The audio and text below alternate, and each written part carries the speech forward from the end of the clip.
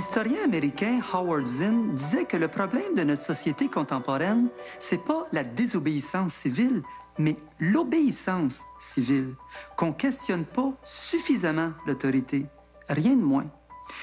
Pour empêcher un éléphant de s'enfuir, on va mettre une chaîne à un de ses pieds. Et si graduellement on réduit cette chaîne-là pour en arriver à une petite corde, l'éléphant n'aura plus du tout le réflexe de la casser pour s'enfuir. La question est-ce que nous, comme société, on est rendu à l'étape d'avoir une petite cordelette au pied? Quand on parle de point de rupture, là, ça veut dire qu'on va obéir, on va obéir, on va obéir. L'être humain a une grande capacité d'adaptation, une grande plasticité. Hein? Même au niveau du cerveau, là, lorsque une partie du cerveau ne fonctionne plus, il y a compensation, etc. L'être humain est extraordinairement adaptable. Pas malheureusement, mais heureusement, sans doute, pour qu'il y ait évolution. À un moment donné, tu atteins un point de rupture. Et c'est vrai chez l'être humain tout nu chez eux, tout seul, là. Et c'est vrai chez l'être humain, la société. Dépasser un certain point, ça va coûter plus cher de rester dans la situation que de confronter l'autorité. On voit de plus en plus dans l'actualité des mouvements de révolte initiés par des peuples opprimés qui unissent leurs voix pour réclamer la démocratie et contester l'autorité. Le slogan « Dégage » est devenu le symbole de ces mouvements-là. Le printemps arabe a profondément bouleversé le monde politique. Et plus près de nous, c'est le printemps érable et cette jeunesse qui a choisi de désobéir aux forces de l'ordre pour faire entendre son mécontentement.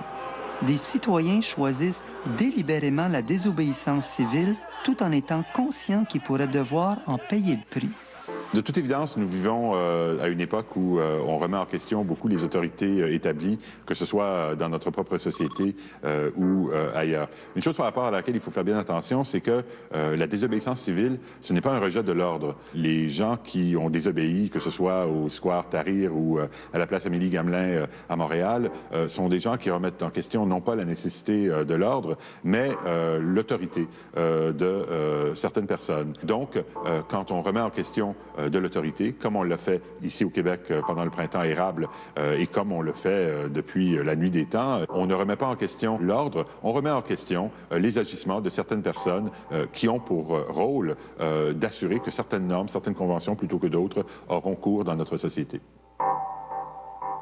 La désobéissance civile, c'est quelque chose où il faut avoir des raisons. On peut penser qu'une loi est injuste et, sur réflexion, penser que, bon, même si elle n'est pas optimale, même s'il y a des raisons de s'y opposer, elle n'est pas injuste au niveau fondamental qui justifie l'invocation de la désobéissance civile. Donc, il faut raisonner. Et raisonner, c'est quelque chose qui se fait mieux quand on est plusieurs.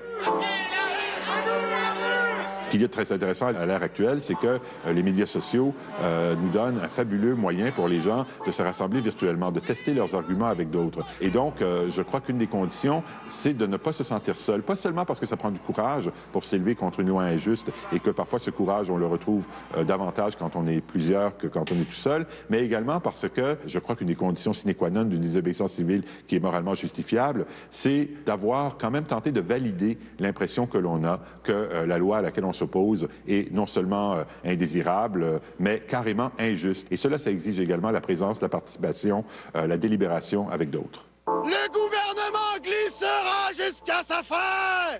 Quand on a vu ces scènes très festives, très joyeuses, tout à fait pacifiques, de gens qui se promenaient dans les rues de Montréal, dans leur quartier, en frappant dans des casseroles, ce qu'on avait là, c'était une manière de réclamer, de revendiquer le droit de tourner la restriction au ridicule. Hein? Il y a toutes sortes de manières de désobéir. Et la désobéissance que nous avons vue ici au Québec était une désobéissance qui avait ceci de particulier, qu'elle montrait premièrement que la loi qui était imposée était presque impossible à mettre en vigueur, et deuxièmement absurde. Donc, il me semble que ça a été un exemple relativement réussi qui a donc eu un coup politique pour le parti politique qui a essayé de l'imposer.